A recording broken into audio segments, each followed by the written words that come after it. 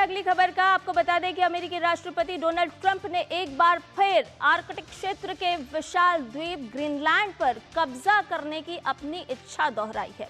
उन्होंने स्पष्ट चेतावनी दी है कि अमेरिका को ग्रीनलैंड के साथ कुछ करना होगा, चाहे वो आसान तरीके से हो या फिर कठिन तरीके से।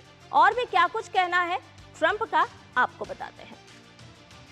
तो दरअसल आपको बता दें कि रूस और चीन का तो बहाना किया जा रहा है, लेकिन ट्रंप ने एक बार फिर से ग्रीनलैंड पर कब्जे की धमकी दी है। आसान हो या मुश्किल, कब्जा करके रहेंगे, ये बात डोनाल्ड ट्रंप ने कही है। इसके साथ साथ उन्होंने ये भी कहा है कि हमें ग्रीनलैंड की रक्षा करनी होगी। किस तरह से रक्षा करनी होगी, ये डोनाल्ड ट्रंप ही जानते हैं। उन्होंने साथ में ये भी कहा कि नहीं तो रूस या फिर चीन कब्जा कर लेंगे ग्रीनलैंड पर।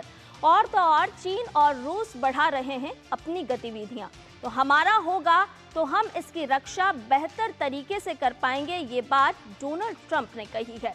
और इसके अलावा ग्रीनलैंड पर आखिर क्यों है फोकस डोनाल्ड ट्रंप का, आपको ये भी बताते चलते हैं। दरअसल तेल और गैस का बड़ा भंडार है ग्रीनलैंड में। कोयले, लोहे, तांबे और जस्ते के बड़े बड़े भंडार यहाँ पर मौजूद हैं। दुनिया के दुर्लभ खनिजों की मौजूदगी भी यहाँ पर है। गैजेट्स की बात हो, इलेक्ट्रिक वाहनों की बात हो, तमाम चीज़ों के लिए बहुत ही अहम स्थान रखता है ग्रीनलैंड। यूरोप से अमेरिका तक सबसे छोटा मार्ग भी ये तय करता है अमेरिकी सेना के लिए, इसलिए ये बहुत ही आवश्यक है। और इसीलिए डोनाल्ड ट्रंप के तेवर बदले बदले नजर आ रहे हैं ग्रीनलैंड को लेकर के। और इतना ही नहीं, अब आपको ये भी बताते हैं कि इस पूरे मामले को लेकर जब डोनाल्ड ट्रंप ने अपनी बात कही, तो अब डेनमार्क की क्या कुछ चेतावनी सामने आ रही है। डेनमार्क भी पीछे नहीं है। डेनमार्क ने भी अपने कड़े शब्दों में कहा है कि बर्दाश्त नहीं करेंगे किसी भी तरह का सैन्य हमला। और इतना ही नहीं, उन्होंने ये भी कहा कि नाटो का अंत भी हो सकता है अगर हमले की कोशिश या किसी भी तरह के नाकाम प्रयास किए गए तो।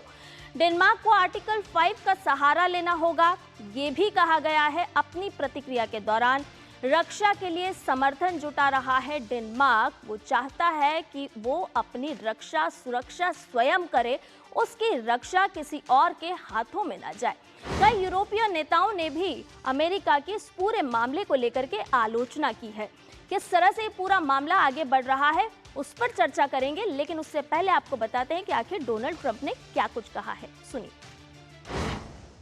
We are going to do something on Greenland, whether they like it or not, because if we don't do it, Russia or China will take over Greenland, and we're not going to have Russia or China as a neighbor. I would like to make a deal, the easy way, but if we don't do it the easy way, we're going to do it the hard way. We need that because if you take a look outside of Greenland right now, there are Russian destroyers, there are Chinese destroyers and bigger, there are Russian submarines all over the place.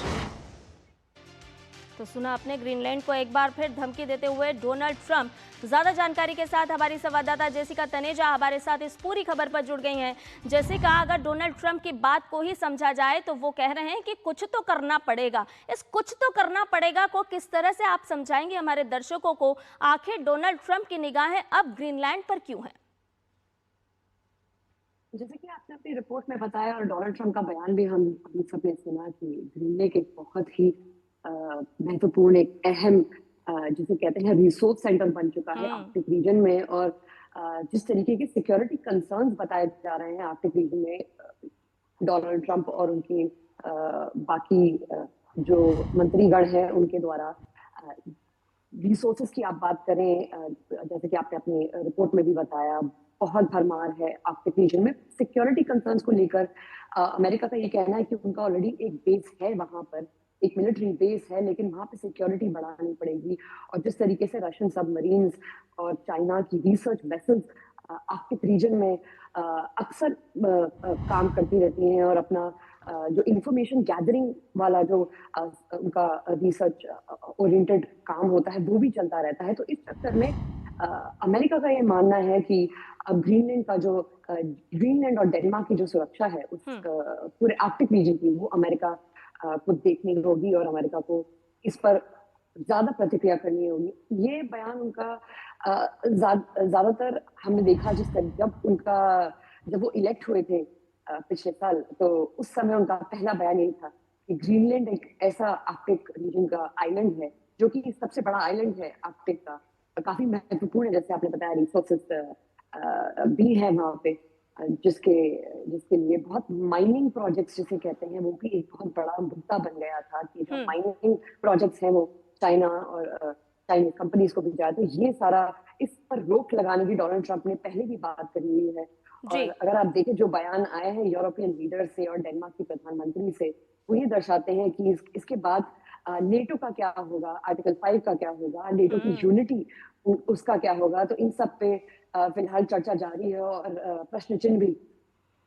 जी, कहीं ना कहीं ये समझा जाए कि रक्षा तो एक बहाना है, लेकिन खनिजों पर सीधे सीधे निशाना है। बहुत बहुत शुक्रिया जेसिका, तमाम जानकारी हमसे साझा करने के लिए।